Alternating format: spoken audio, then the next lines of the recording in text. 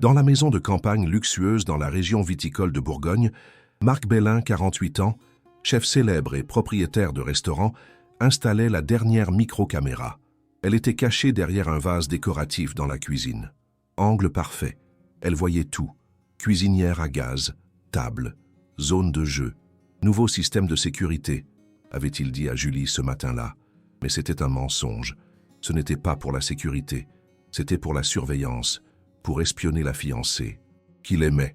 Parce que ces derniers mois, il avait remarqué quelque chose. Des bleus étranges sur les jumeaux, comportement changé, peur dans les yeux quand Julie entrait dans la pièce. Et Julie avait toujours des excuses. Ils sont tombés, ils ont joué trop violemment. Mais l'instinct de Marc murmurait « quelque chose ne va pas ». Léo et Sophie, 7 ans, étaient tout pour Marc. Après la mort de sa femme 3 ans auparavant, ils étaient sa raison de vivre. Mais le travail exigeait des voyages, restaurants à Lyon, Paris, Marseille. Il ne pouvait pas toujours être présent. Julie Moreau, 35 ans, critique gastronomique, était arrivée 1 an auparavant. Belle, intelligente, compagne parfaite pour chef célèbre, ou ainsi semblait-il. Mais récemment, les enfants avaient changé, se rétractaient quand Julie s'approchait, mangeaient en silence, ne riaient plus. C'est un deuil retardé, expliquait Julie. Pour la mère, ils doivent faire le deuil. Mais Marc voyait autre chose, voyait la peur. Il ne pouvait pas accuser sans preuve, ne pouvait pas confronter basé sur un sentiment. Alors il faisait ce qu'il savait faire, cherchait la vérité par l'observation. Hélène Richard, 62 ans, gouvernante qui travaillait pour la famille depuis 5 ans, savait que quelque chose était terriblement faux. Elle avait vu Julie quand Marc n'était pas là, avait vu comment elle changeait, comment la douceur disparaissait, comment la cruauté émergeait, mais elle n'avait pas de preuves, seulement des sensations, seulement des moments fugaces. Si j'accuse sans preuve, pensait-elle, elle me renvoie, et alors qui protège les enfants? Alors elle restait, vigilante, attendant le moment, attendant l'opportunité, mais elle vivait dans un état d'anxiété constante, parce qu'elle savait, tôt ou tard, Julie ferait quelque chose de terrible, et Hélène devait être prête. Ce jeudi soir, Marc annonçait « Je dois aller à Lyon. Urgence au restaurant. Problème avec le chef. Principal, je reviens demain. » Julie souriait. « Ne t'inquiète pas, chérie, je m'occupe de tout ici. » Elle embrassait Marc, doucement, parfaitement. Mais dans ses yeux, pendant une fraction de seconde, il y avait quelque chose. Satisfaction? Anticipation? Marc voyait, et l'estomac se serrait. « Peut-être que j'exagère, » pensait-il en mettant la valise dans la voiture. « Peut-être que je suis paranoïaque. » Mais pendant qu'il conduisait, au lieu d'aller vers Lyon, il tournait vers la ville voisine. Hôtel discret, chambre au 3e étage. Il ouvrait l'ordinateur portable, accédait au flux des caméras et commençait la veille, le cœur battant fort. Pendant la première heure, tout semblait normal. Julie préparait le dîner. Léo et Sophie l'aidaient, coupèrent des légumes, mélangèrent la sauce, semblaient famille parfaite. Marc commençait à se sentir idiot. « J'espionne une fiancée innocente, » pensait-il. « Je deviens fou. » Mais ensuite Léo, essayant de prendre une bouteille d'huile d'olive, la faisait tomber. Bouteille chère, huile française haut de gamme. Elle se cassait sur le sol. L'huile se répandait. Léo se figeait. Le visage devenait pâle. Pas avec le déplaisir normal d'un enfant qui casse quelque chose, mais avec terreur, terreur pure. Et Marc comprenait. C'était le moment qu'il avait redouté, le moment qu'il devait voir. Julie se tournait lentement.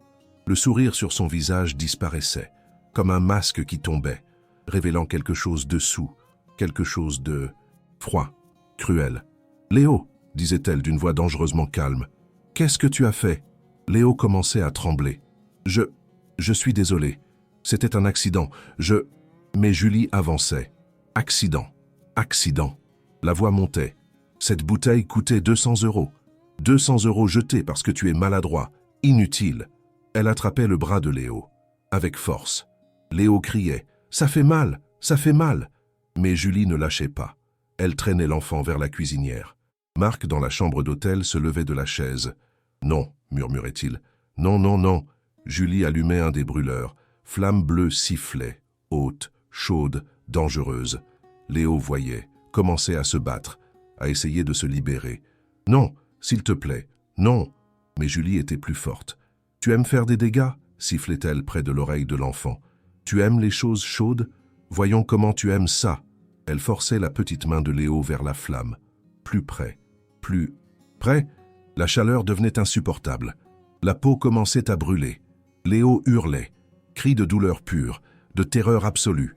Marc, dans la chambre d'hôtel, criait aussi « Arrête! Arrête !» Mais il était impuissant. Il ne pouvait que regarder sa fiancée brûler son fils et sentir son cœur se briser. Sophie voyait tout, figée, terrorisée, voulait courir, aider son frère, mais les jambes ne bougeaient pas. Julie continuait. « Comme ça tu apprendras, comme ça tu feras plus attention. » La petite main de Léo était à centimètres de la flamme. La peau rougissait. Des cloques commençaient à se former. Et puis, soudainement, la porte de la cuisine explosait ouverte. Hélène. Elle avait entendu le cri, avait couru, ne pensait pas, agissait seulement, voyait la scène, voyait Léo, voyait Julie, voyait la flamme. « Assez !» criait-elle, avec une voix qu'elle ne savait pas avoir. Voix de lionne protégeant ses petits. Elle attrapait une casserole lourde en fer de l'étagère et d'un mouvement rapide frappait le bras de Julie. Le coup était fort, précis. Julie perdait la prise. Léo tombait sur le sol, petite main brûlée, pleurant. Hélène se mettait entre Julie et les enfants. « Sophie, prends ton frère, allez dans ma chambre, enfermez-vous, maintenant !» Sophie obéissait, attrapait Léo, le traînait hors de la cuisine. Hélène restait, casserole dans les mains, comme arme, comme bouclier. Julie la regardait avec colère. « Qu'est-ce que tu as fait? Qu'est-ce que tu penses avoir fait ?» Hélène ne tremblait pas. « J'ai protégé. J'ai fait ce que le père devrait faire, ce que tu ne devrais jamais faire. » Julie riait, son fou. « Toi, une domestique, tu penses pouvoir m'arrêter ?» Elle avançait. Marc, dans la chambre d'hôtel, avait tout vu. Chaque seconde, chaque moment terrifiant. Maintenant, il regardait Hélène, gouvernante humble qu'il avait toujours sous-estimée, qui se tenait entre le monstre et ses enfants, avec une casserole comme seule défense. Et il comprenait. Elle était l'héroïne. Elle était la protection, alors que lui était le lâche qui espionnait de loin. « J'arrive » murmurait-il. Il fermait l'ordinateur avec violence, attrapait les clés, courait dehors, dans la voiture, conduisait comme un fou, vers la maison, vers ses enfants, vers la femme courageuse qui faisait ce qu'il n'avait pas fait. Vous retenez votre souffle? Nous aussi. Laissez un like si votre cœur bat fort. Abonnez-vous pour voir ce qui se passe. Commentez, cours Marc, si vous voulez qu'il arrive à temps. La confrontation finale arrive. Dans la cuisine, Hélène et Julie s'affrontaient. « Bouge !» ordonnait Julie. « Sors de ma cuisine. » Mais Hélène ne bougeait pas. « Ce n'est pas ta cuisine, c'est la maison de Marc, et je la protège, je protège les enfants. » Julie faisait un pas menaçant. « Tu es renvoyée, demain. Tu fais tes valises et tu pars. » Hélène souriait amèrement. « Peut-être, mais ce soir, tu ne touches pas à ces enfants. Plus jamais. » Julie attrapait un couteau du bloc. Pas pour menacer, mais pour intimider. « Tu es folle, une vieille folle. Marc ne te croira jamais. Je suis sa fiancée. Tu n'es qu'une domestique. » Hélène regardait le couteau. Puis Julie, « Peut-être que tu as raison, mais je mourrai avant de te laisser les blesser à nouveau. » Le téléphone d'Hélène vibrait dans sa poche. Message. De Marc. « J'arrive, 20 minutes. Tiens bon. » Hélène lisait rapidement. Comprenait. Marc savait. Comment? Caméra? Peu importait. Il savait. Et il venait. Elle devait tenir. 20 minutes. Elle pouvait le faire. « Julie, » disait-elle d'une voix plus calme. « Pourquoi? Pourquoi fais-tu ça à des enfants innocents ?» Julie riait. « Innocents? Ce sont des parasites. Toujours besoin, toujours au milieu. Marc est à moi. Son attention est à moi. Mais ils volent tout. Alors je discipline, j'éduque, je les rends invisibles. » C'était une confession. C'était de la folie. C'était la vérité nue. Hélène sentait la nausée. « Tu es un monstre. » Julie avançait avec le couteau. « Je suis réaliste. Les enfants doivent apprendre leur place. Et leur place est loin de moi. » Mais avant qu'elle puisse s'approcher, on entendait un bruit. Voiture dans l'allée. Rapide. Freinage brusque. Porte qui claquait. Pas qui couraient. Marc. Il était arrivé. Avant les 20 minutes. Il avait conduit comme un fou. Il faisait irruption dans la cuisine. Voyait la scène. Julie avec le couteau, Hélène avec la casserole, et il comprenait tout. « Julie !» disait-il d'une voix qu'il n'avait jamais utilisée. Voix dangereuse. « Pose ce couteau, maintenant !» Julie se retournait. Surprise. Choc. Panique. « Marc, qu'est-ce que... Tu ne devais pas être à Lyon. » Marc avançait lentement. « Je ne suis pas allé à Lyon. Je suis allé à un hôtel dans la ville voisine, avec un ordinateur portable, regardant le flux des caméras, voyant tout. » Julie devenait pâle. « Caméra? Quelle ?» Mais elle comprenait. Le système de sécurité. Ce n'était pas la sécurité. C'était la surveillance. C'était un piège. « Tu m'as espionné ?» La voix était incrédule. Marc acquiesçait. « Oui, parce que je soupçonnais, parce que je voyais des bleus, la peur, les changements, et je ne voulais pas croire. Alors j'ai cherché la preuve, et je l'ai trouvée. » Il la pointait du doigt. « Je t'ai vu brûler mon fils. J'ai tout vu, chaque seconde, chaque moment horrible. » Julie laissait tomber le couteau, réalisait que c'était fini, essayait encore de mentir. C'était un accident. Il était trop près de la cuisinière. Mais Marc l'interrompait. « Assez, j'ai l'enregistrement. Vidéo claire, toi attrapant son bras, allumant la cuisinière, forçant sa petite main vers la flamme, pendant qu'il crie, pendant qu'il supplie. Ce n'était pas un accident, c'était de la torture. » Il prenait son téléphone. « La police arrive. J'ai appelé pendant que je conduisais. Et je fournirai la vidéo comme preuve. Tu iras en prison, pour longtemps. » Julie voyait que c'était vraiment fini. Il n'y avait pas de fuite, pas d'excuse. Elle avait été capturée en vidéo, avec preuve incontestable. Elle se tournait vers Hélène. « C'est ta faute, si tu n'avais pas interféré. » Mais Hélène riait. « Ma faute? Ma faute. J'ai sauvé un enfant que tu brûlais. J'ai fait ce que n'importe quelle personne décente aurait fait. » Marc s'approchait d'Hélène. « Tu as fait plus que ça. Tu as fait ce que je n'ai pas fait. J'étais à des kilomètres, regardant un écran, impuissant, lâche. Mais toi, tu as couru, tu as agi, tu as risqué, tu as protégé. » Il prenait sa main. « Merci, ce n'est pas assez fort, mais merci, tu as sauvé mon fils. Tu as sauvé ma famille. » Hélène pointait vers sa chambre. « Les enfants, ils sont là, enfermés. Léo a besoin d'un médecin. Sa petite main est brûlée. » Marc courait, frappait à la porte. « Léo, Sophie, c'est papa. Ouvrez, vous êtes en sécurité. » Il entendait du mouvement. Clé qui tournait, porte qui s'ouvrait. Léo et Sophie le voyaient, courèrent vers lui, pleurant. « Papa, papa !» Marc les embrassait, sentait le petit corps de Léo trembler, voyait la petite main brûlée, rouge, avec des cloques, sentait la colère exploser, mais plus forte que la colère, il sentait la culpabilité. « Pardon, je suis tellement désolé. J'aurais dû voir, j'aurais dû vous protéger, j'aurais dû... » Il ne pouvait pas finir, il pleurait. Père qui avait échoué. Des sirènes se faisaient entendre au loin. La police arrivait, entrait dans la maison, 2 agents. Le commissaire Costa, bourguignon de 50. « Tiens, c'est Monsieur Bellin. Vous avez appelé pour agression sur mineur. » Marc acquiesçait, pointait Julie. « Cette femme a brûlé intentionnellement mon fils. J'ai une vidéo, de caméra cachée. Elle montre tout. » Le commissaire regardait Julie, puis Léo. Voyait la petite main brûlée. « L'enfant a besoin de l'hôpital, immédiatement. » Il appelait une ambulance, puis se tournait vers Julie. « Avez-vous quelque chose à dire ?» Julie ne répondait pas, regardait le sol. Elle était vaincue, totalement, complètement. L'ambulance arrivait. Les ambulanciers traitaient la petite main de Léo délicatement. Brûlure au 2e degré, douloureuse mais guérira, avec soins appropriés. Il regardait Marc. « Comment c'est arrivé ?» Marc expliquait. « Ma fiancée a forcé sa petite main vers une cuisinière allumée, comme punition, pour avoir cassé une bouteille. » L'ambulancier regardait Julie avec dégoût. « C'est vrai ?»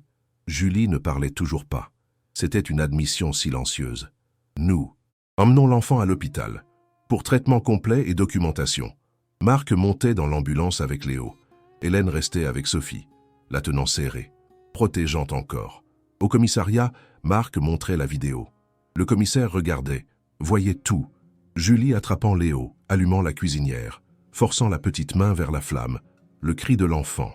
Puis Hélène faisant irruption, frappant avec la casserole, protégeant. « C'est une preuve incontestable, » disait le commissaire. « Agression aggravée sur mineur, torture, abus prémédité. » Il se tournait vers Julie qui était assise dans la salle d'interrogatoire. « Mademoiselle Moreau, vous êtes en état d'arrestation. Vous avez le droit de garder le silence. Tout ce que vous direz pourra être utilisé contre vous. » Julie parlait finalement. Il le méritait. Il avait cassé quelque chose de précieux. C'était pire que le silence. C'était la confirmation d'un manque total de remords. Cette nuit-là, après l'hôpital, après le commissariat, après des heures de traumatisme, Marc ramenait Léo et Sophie à la maison.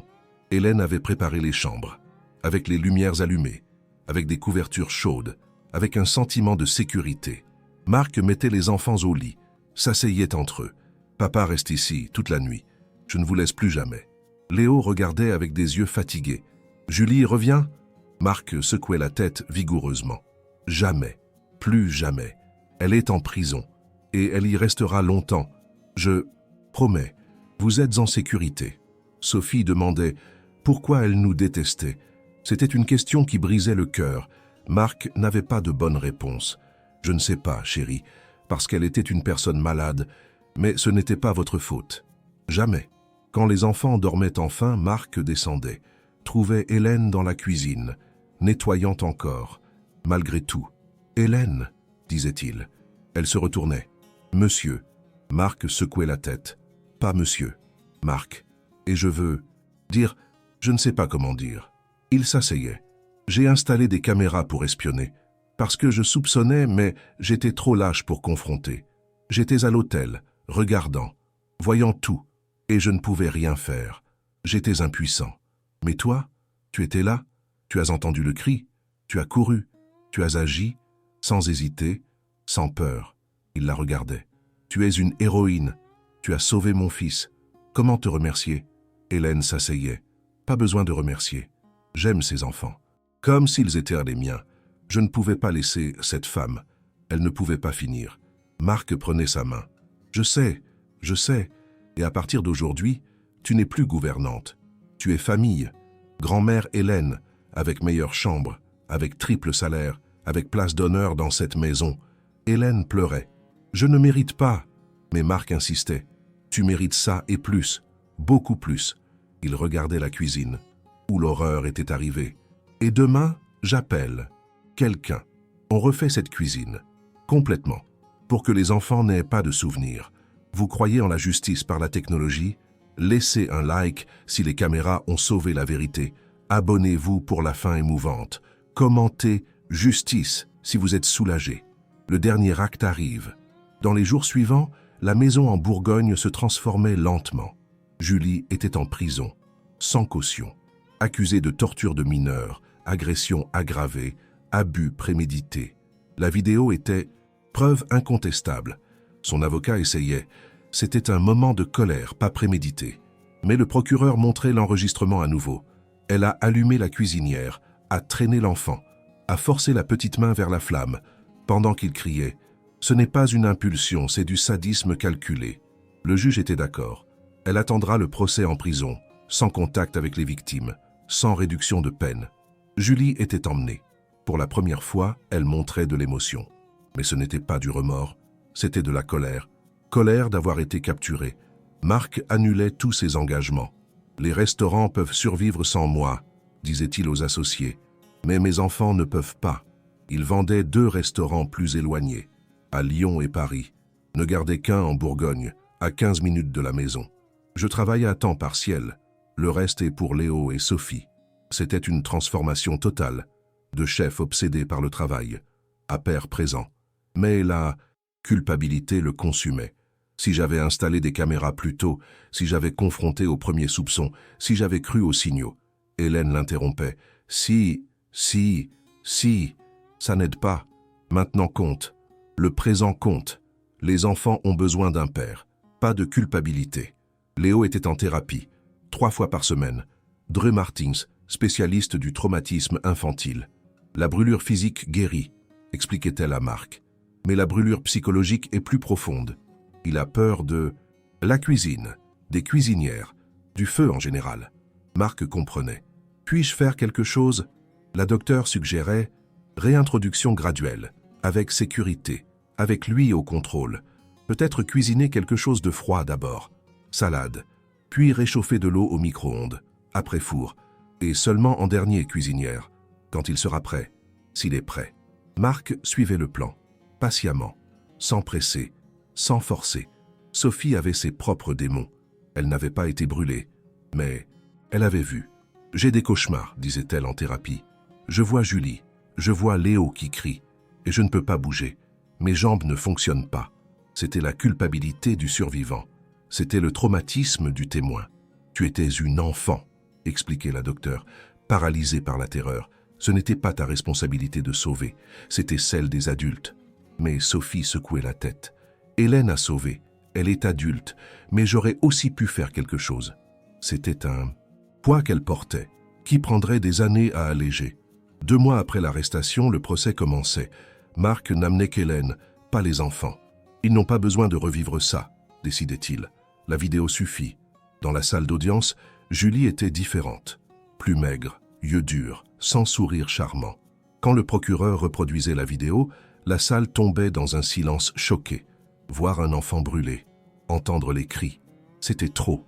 Le jury regardait Julie avec horreur croissante. « Avez-vous quelque chose à dire ?» demandait le juge. Julie se levait. Il a cassé quelque chose de précieux. Il devait apprendre. Ce n'était pas une défense. C'était une auto-condamnation. L'avocat enterrait son visage dans ses mains. Hélène témoignait. « J'ai entendu le cri. J'ai couru à la cuisine. Je l'ai vu forcer sa petite main vers la flamme. Je n'ai pas pensé. J'ai pris la casserole. J'ai frappé son bras. Parce que je devais l'arrêter. Je devais sauver cet enfant. » Le procureur demandait « Aviez-vous peur ?» Hélène répondait honnêtement « Oui, peur d'être renvoyée, d'être poursuivie, qu'on ne me croie pas. Mais la plus grande peur était de la laisser blesser encore plus. » C'était un témoignage puissant, d'une femme ordinaire qui avait fait quelque chose d'extraordinaire. Le jury était visiblement ému. Marc témoignait en dernier. « J'ai installé des caméras parce que je soupçonnais. Je voyais des bleus inexpliqués, des changements de comportement, mais je n'avais pas le courage de confronter. Alors j'ai espionné. » La voix se brisait. « J'ai tout regardé depuis un hôtel à des kilomètres. Je l'ai vu brûler mon fils, et je ne pouvais rien faire, sauf appeler la police et conduire comme un fou. La vraie héroïne est Hélène. Elle était là. Elle a agi. Elle a sauvé. » Il regardait Julie. « Je pensais t'aimer, mais j'aimais un masque. Tu es un monstre qui se cachait derrière un sourire, et je remercie Dieu que j'ai installé ces caméras. Sinon, je serais encore aveugle. » Le jury délibérait 3 heures. Verdict, coupable, de toutes les accusations. Sentence, 18 ans, sans liberté conditionnelle pendant 9 ans. « Vous avez utilisé le feu comme arme contre un enfant sans défense, » dit le juge. « Vous avez avoué sans remords. Vous représentez un danger pour tout enfant. Cette sentence protège la société de votre cruauté. » Julie était emmenée en criant. « Ce n'est pas juste, il le méritait. » Mais personne n'écoutait. Marc sortait du tribunal, sentant un poids se lever. La justice était faite, mais le vrai travail continuait. Guérir ses enfants, reconstruire la confiance, être le père qu'il aurait dû être. 6 mois après cette nuit, la famille avait un nouveau rythme. La cuisine avait été complètement rénovée. Nouveau placard, nouveau plan de travail, et cuisinière électrique à induction. Sans flammes ouvertes. Plus sûr, expliquait Marc. Mais la vérité était, Léo ne pouvait pas regarder une flamme sans trembler. Un jour, Léo entrait dans la cuisine, volontairement, première fois en mois. « Je peux aider ?» demandait-il timidement. Marc souriait. « Bien sûr, faisons une salade. » Ils travaillaient côte à côte, coupant des tomates, des concombres, sans chaleur, sans feu, mais ensemble. C'était du progrès, petit, mais réel. 1 an après cette nuit, Léo faisait quelque chose de surprenant. « Je veux allumer une bougie », annonçait-il. Marc était inquiet. « Tu es sûr ?» Léo acquiesçait. « Avec toi prêt, grand-mère Hélène prêt. Je veux essayer. » Ils allèrent dans le jardin, sous le ciel ouvert, où ils se sentaient en sécurité. Marc allumait le briquet, le montrait à Léo. « Tu vois, petite, contrôlée. » Il le passait à Léo. La petite main tremblait. Léo appuyait. La flamme apparaissait, tremblait. Mais il ne lâchait pas, regardait la flamme. « Ce n'est pas un monstre, » murmurait-il. « C'est juste du feu. » C'était une victoire énorme. C'était la récupération. C'était la preuve que le traumatisme ne définit pas, que la guérison est possible. Vous croyez au pouvoir de la guérison? Laissez un like si vous croyez en l'espoir. Abonnez-vous pour la fin. Commentez « Force Léo » si vous êtes fier. La fin arrive maintenant. 5 ans après cette nuit où Marc avait regardé sur l'écran pendant que Julie brûlait Léo, les jumeaux avaient 12 ans. Ils avaient changé. Plus forts, plus sûrs, mais portaient encore des cicatrices. Léo avait une petite cicatrice sur la paume, forme irrégulière, où la peau avait brûlé. Il la touchait, parfois, presque inconsciemment. « Elle me rappelle, expliquait-il à la thérapeute, que j'ai survécu, que je suis plus fort que ce qui m'est arrivé. » C'était une transformation, de symbole de traumatisme à symbole de résilience. Dre Martin souriait. C'est la vraie guérison. Quand tu te réappropries ton histoire. Marc avait 53 ans. Il n'était plus chef obsédé. Il était père présent. Il cuisinait encore, mais maintenant dans la cuisine de la maison, avec ses enfants, avec Hélène. La cuisine devrait être un lieu d'amour, disait-il. Pas de peur, pas de douleur. Il enseignait à Léo et Sophie. Recettes simples, pâtes fraîches, sauce, dessert. Léo au début hésitait près des cuisinières, mais graduellement, avec des années de patience, il avait appris. « Le feu m'a blessé une fois, disait-il, mais je ne vais pas lui donner le pouvoir de me contrôler pour toujours. » Il cuisinait maintenant avec assurance, avec joie même. C'était une victoire complète sur le traumatisme. Sophie avait trouvé sa vocation. « Je veux être assistante sociale, annonçait-elle, pour enfants abusés. Ainsi, je peux reconnaître les signes, je peux les protéger, comme personne ne nous a initialement protégés. » Marc était fier mais triste. « Hélène vous a protégé, j'ai échoué. » Mais Sophie secouait la tête. « Tu as découvert, avec des caméras, tu as essayé. Parfois la protection nécessite des outils, de la technologie. Tu as fait ce que tu pouvais. » C'était un pardon généreux. Mais Marc portait encore la culpabilité. « J'aurais dû voir plus tôt, sans caméra. J'aurais dû croire mon instinct. » Hélène avait 67 ans, officiellement à la retraite, mais vivait encore avec la famille. « Où irais-je » disait-elle, quand Marc suggérait qu'elle méritait le repos. « C'est ma maison, ce sont mes petits-enfants, je reste. » Elle avait la chambre principale au 2e étage, avec vue sur les vignobles, avec salle de bain privée, avec tout le confort. « Tu n'es plus gouvernante, » insistait Marc. « Tu es grand-mère, matriarche, cœur de cette famille. » Hélène acceptait le titre avec fierté, parce que c'était vrai. Elle était la colle qui maintenait la famille unie. Elle était le roc sur lequel il s'était reconstruit. 10 ans après cette nuit, l'histoire était devenue un cas célèbre. Le cas Bélin l'appelait-il, dans les écoles de travail social, dans les programmes de protection de l'enfance. Comment un chef a utilisé des caméras pour capturer l'abus. Comment une gouvernante est intervenue physiquement. Comment une famille s'est reconstruite. C'était étudié, discuté, débattu. Certains critiquaient « l'espionnage viole la vie privée ». D'autres défendaient « ça a sauvé un enfant, la fin justifie les moyens ». Mais tous étaient d'accord. Sans vidéo, Julie serait libre, continuant à abuser, peut-être pour toujours. Marc était invité à parler. Conférences, ateliers. « En tant que père, j'ai échoué », disait-il toujours. « J'ai permis qu'un monstre entre dans ma maison. J'ai aimé une illusion, j'ai ignoré les signes. Seulement quand j'ai installé des caméras, j'ai vu la vérité. » Il faisait une pause. « Je ne dis pas que tout le monde doit espionner, mais je dis, si vous soupçonnez, enquêtez. Si vous voyez des signes, agissez.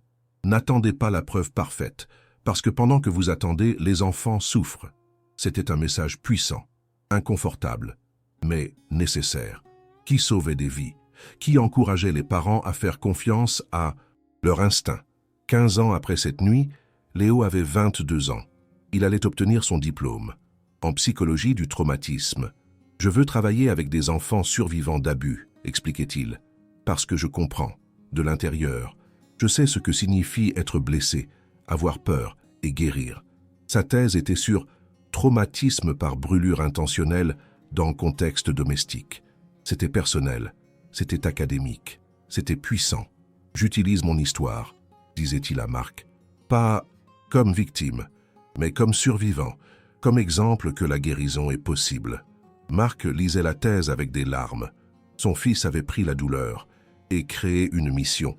Sophie avait 22 ans, travaillait déjà comme assistante sociale. « Je reconnais les signes », disait-elle. « Bleu inexpliqué, peur dans les yeux, changement de comportement, parce que je les ai vécus. En 2 ans, Elle avait identifié 15 cas d'abus. 15 enfants sauvés, disait Marc avec fierté. Parce que tu sais regarder. Sophie expliquait, je ne regarde pas seulement. J'écoute ce qu'ils ne disent pas. Je vois ce qu'ils cachent. Parce que je cachais. J'avais peur. Je ne voulais pas que papa soit en colère contre Julie. Je ne voulais pas causer de problèmes. Mais les problèmes existaient déjà. Ils attendaient juste d'être vus. 20 ans après cette nuit, Marc publiait un livre. À travers l'objectif, comment les caméras ont sauvé mon fils. Il racontait l'histoire complète.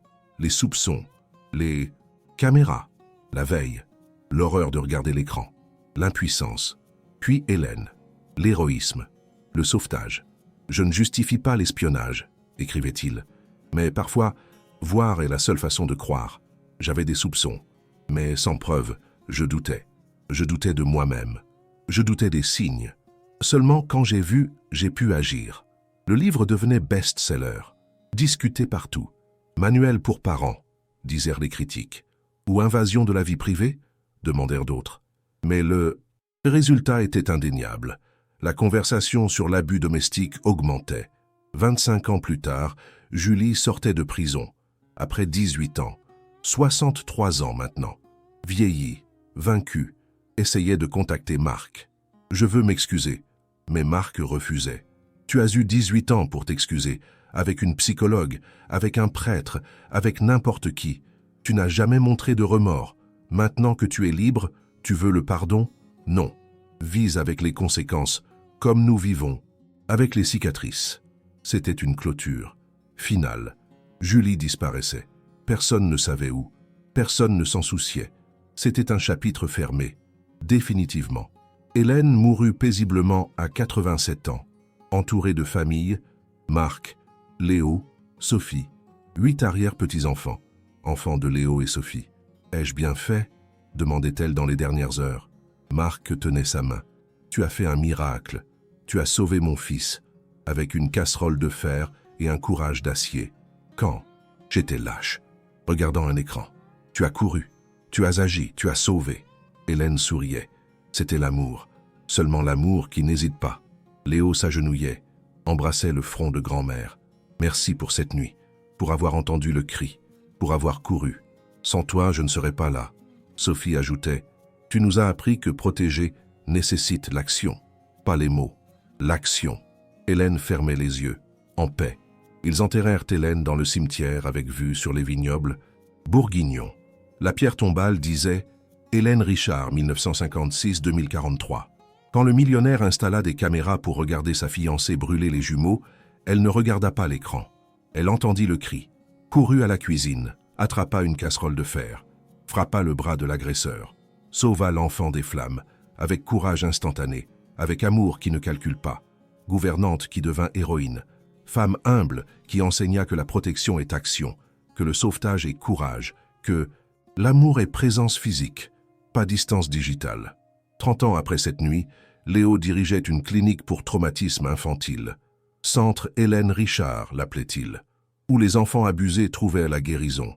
Nous utilisons la thérapie traditionnelle, expliquait-il, mais aussi l'expérience partagée. Je montre la cicatrice, je raconte l'histoire, et il voit, la survie est possible. Il avait traité 3000 enfants en 20 ans.